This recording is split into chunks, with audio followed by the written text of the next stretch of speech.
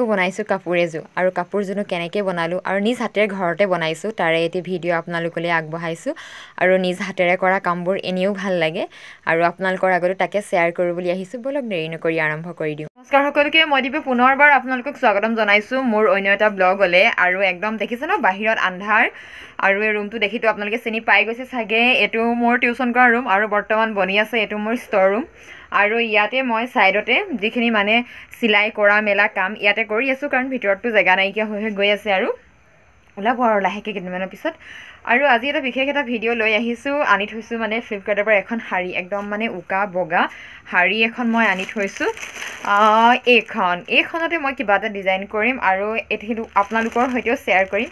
আৰু কেতিয়াবা মানে আপোনালোকেও এনেকৈ মন গ'লে মানে যদি আজৰি সময় পায় তেতিয়া বনাই মেলি পিন্ধিব পাৰিব আৰু মানে কি নিজেই ডিজাইন কৰি পিন্ধা কাপোৰযোৰৰ মজাটোৱে বেলেগ আৰু যে মানে তেনেকৈ পিন্ধিছে নহয় তেওঁহে গম পায় আৰু সেইফালে এতিয়া আৰম্ভ কৰি দিওঁ এইখন মানে এখন শাৰী মই শাৰীখন প্ৰথমতে দেখাই লৈছোঁ কেনেকুৱানো শাৰীখন আৰু এইখন হৈছে শাৰীখন একদম বগা একো নাই মাজত একো নাই পাৰি চাৰি একো নাই এনেকুৱা যে বগা একদম মানে বা যিকোনো কালাৰ আপোনালোকে ফ্লিপকাৰ্টত দেখিয়ে থাকে চাগে তেনেকুৱা মই শাৰী এখন আনিছোঁ কিন্তু ইয়াৰ লগত যিটো মানে ব্লাউজৰ পিচ আহিছে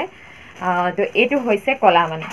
আৰু এইটো ধুনীয়াকৈ এটা ব্লাউজ ওলাই যাব এইটো মই এতিয়াহে মেলি চাইছোঁ আপোনালোকৰ লগতে মানে মেলিছোঁ বুলি ক'ব পাৰি আৰু তো এতিয়া প্ৰথমতে কাপোৰযোৰ উলিয়াই লওঁ মানে মেখেলা চাদৰযোৰ বনাই লওঁ আৰু তাৰপিছতে এতিয়া ইয়াৰটো চাদৰখনৰ জোখ এটা ল'ব লাগিব আৰু মই মানে কি এইখন চাদৰ যে মোৰ কাৰণে একদম পাৰফেক্ট হয় জোখটো বোৱা চাদৰ বাৰু তো এইখনৰ জোখৰ মই এতিয়া মানে চাদৰখন কৰিম বুলি ভাবিছোঁ তো প্ৰথমতে মই ইয়াৰ জোখৰ কৰি পেলাই কাটি লওঁ প্ৰথমতে এখন জুখিব লাগিব কিমান দীঘল আছেনো চাদৰখন আৰু চবৰে মানে চাইজ অনুসৰি হয় লেংথবোৰ আৰু মইতো মানুহজনী ওখ যদিও ক্ষীণ ওখ তো মোৰ কাৰণে এতিয়া কিমান দৰকাৰ হৈছে 139 সেন্টিমিটাৰ হৈছে 139 আৰু ডাবল কৰিব লাগিব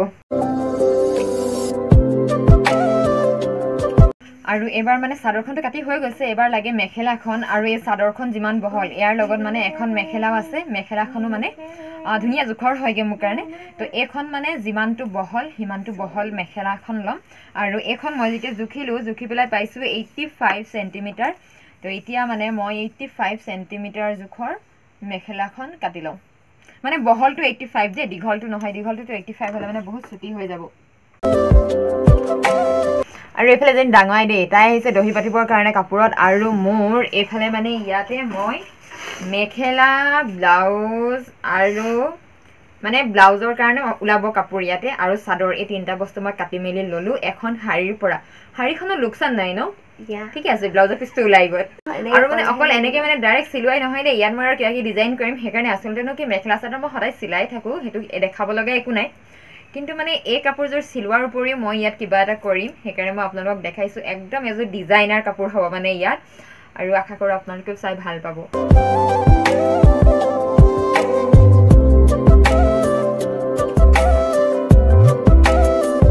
চিলাই শেষ কৰিলোঁ চাদৰখন মানে অকল আগকেইটা মাৰিছোঁ এইবাৰ যাওঁ মেখেলা চিলাবলৈ আৰু মেখেলাখন মই কেনেকৈ চিলাইছোঁ কাৰণ এটা জইনে হ'ব তো সেইটো কাৰণে মানে মেখেলাখন কেনেকৈ চিলাইছোঁ মই ভাবিছোঁ তাক শ্বেয়াৰ কৰোঁ আৰু আপোনালোকে চাওক যদি মানে ভাল লাগে এনেদৰে মেখেলাবোৰ চিলাবলৈ চেষ্টা কৰিবচোন চিলাইটো মানে একদম মেখেলা ফাটি গ'লেও শেষ মানে চিলাই থাকিবই তাৰ কাৰণে মই ইয়াতে ফলছটো লগাম প্ৰথমতে আৰু ফলছটো লগাবৰ কাৰণে এইটো যিটো তলৰ কাপোৰ এইটো কাপোৰ মই চিধাকৈ দিছোঁ আৰু এইফালে ফলছটো এনেকৈ দেখিছে নহয় এনেকৈ লগাই লৈছোঁ একদম সমানকৈ লগাই লৈছোঁ আৰু এইটো মই এতিয়া প্ৰথমতে ইয়াৰ চিলাইটো মাৰি লওঁ আৰু এতিয়া মোৰ হৈ গ'ল এখন মই গোটেইখন চিলালোঁ কিন্তু এতিয়া মই ইয়াতে আৰু এটা চিলাই মাৰিম সেইটো কয় চাপ চিলাই আৰু মই এনেকৈ কৰি ল'ম মানে এইটো যিটো ফলছটো লগোৱাৰ পিছত এনেকৈ মেলি দিম মেলি পেলাই ইয়াতে এনেকৈ চিলাই ল'ম গোটেইখিনি আকৌ এনেকৈ গোটেই মেখেলাখন এনেকৈ চিলাম তেতিয়া মানে কি হ'ব মেখেলাখনৰ কেতিয়াবা ফলছটো যে ফাটি যাব পাৰে মানে চিলাই পৰা মানে এৰি যাব পাৰে মাজত যদি কিবা কাৰণত এডাল সূতা ছিগি গ'ল কিন্তু এনেকৈ যদি চাপ চিলাইটো মাৰি দিওঁ তেতিয়া মানে একো নহয় আৰু এইফালে এইটো চাপ চিলাই মৰা হৈ গ'ল তাৰপিছতে কি কৰিম এই দুটা এনেকৈ জইন কৰি ল'ম আৰু মানে চিধা ছাইডটো ভিতৰৰ ফালে দিম উল্টা ছাইডটো বাহিৰৰ ফালে থাকিব এইটো উল্টা ছাইড হয় আৰু এইটো এনেকৈ কৰি প্ৰথমতে এটা মিহি চিলাই মাৰি ল'ম ইয়াতে এনেকৈ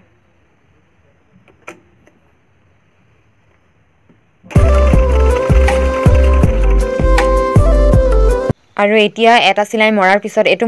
মুটুকাই পেলাই আকৌ ইয়াৰ ওপৰত যিদৰে মই মুটুকাই লৈছোঁ তেনেকৈ মুটুকাব লাগিব তেনেকৈ মুটুকাই ইয়াৰ ওপৰে আকৌ চিলাই যাম গোটেই মেখেলাখন এনেকৈ এটা চিলাই মাৰো কৰিব পাৰে দুটা চিলাই মাৰো কৰিব পাৰে দুটা চিলাই মাৰিলে মানে বেছি মজবুত হ'ব আৰু চিলাইটো তো এনেকৈ এতিয়া মই মেখেলাখন গোটেইখন চিলাই মাৰি ল'ম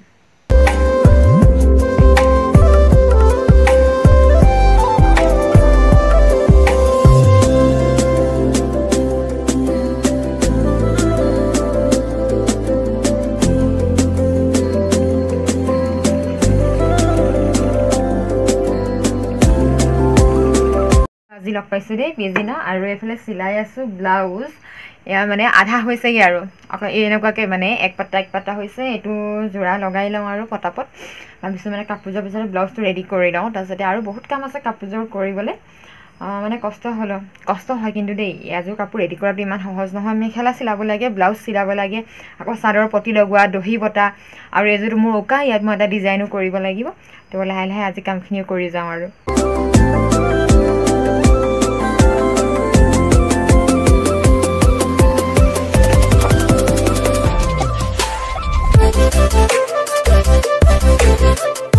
আৰু এবাৰ চিলাবলগীয়া যিখিনি আছিলে আটাইখিনি চিলাই শেষ হৈ গ'ল এফালে দহিও বটা হৈ গ'ল দহিখিনি অকণ বেলেগ ডিজাইনৰ আৰু এইটো এটা চেপ কাটি লৈছোঁ আৰু এতিয়া যিটো চেপ কাটি লৈছোঁ সেই চেপটো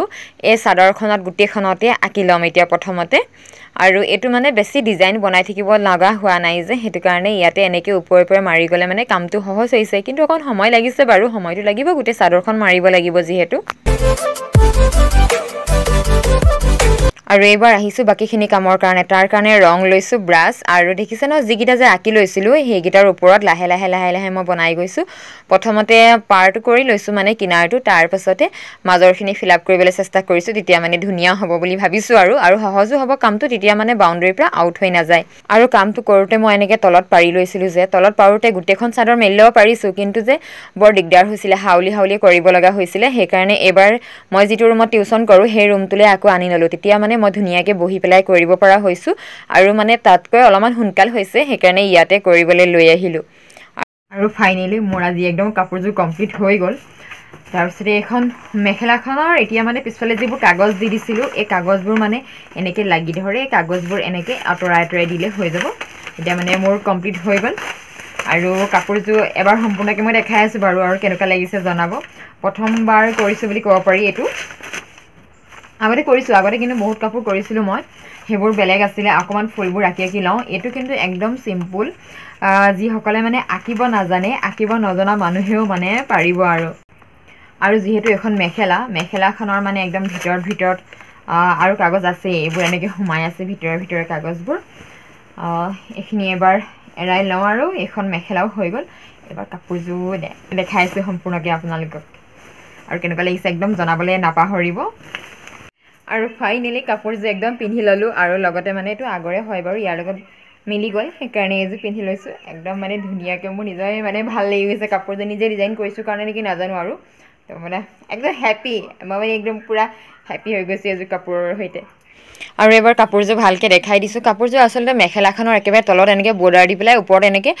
এটা মাজে দি দিছোঁ আৰু চাদৰখন তেনেকৈ গোটেই পাৰিটো কৰিছোঁ 4 ৰাউণ্ড পাৰিটো কৰি পেলাই মাজে দি দিছোঁ আৰু এফালে কলা দহিয়ে বাটি দিছোঁ যিহেতু মানে কাপোৰযোৰত মই কলাই কৰিছোঁ এটা ৰং কৰিছোঁ আৰু এইটো ব্লাউজটো একেবাৰে চিম্পুলকৈ আছে মাত্ৰ পিঠিৰ ফালে মানে এইকেইটা লগাই দিছোঁ আৰু বগা পাইপিং দিছোঁ হাতখন বগাকৈ ৰাখি দিলোঁ গাটো যদিও কলা হাতখন বগাকৈ ৰাখিলোঁ আৰু মানে হাতখনৰ একেবাৰে আগটোত এইডোখৰ কলাকৈ অকণমান মানে যিটো মানে ব্লাউজৰ কাপোৰ আহিছিলে তাৰ এটা পটি নিচিনাকৈ এনেকৈ লগাই দিছোঁ